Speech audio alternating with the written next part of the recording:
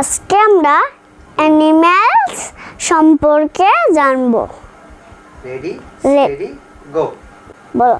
বাঘ, টাইগার, সিংহ, লায়ন, বানর, মাঙ্কি, হরিণ, ডিয়ার, কুকুর, ডগ, বিড়াল, ক্যাট, গন্ডার, রাইনোসরস, চিতা, লিওপার্ড, এলিফ্যান্ট, হাতি, জিরাফ,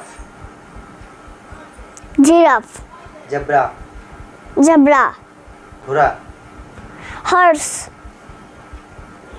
খরগোশ, রেবিট, ভাল্লুক, বিয়ার, হরিণ।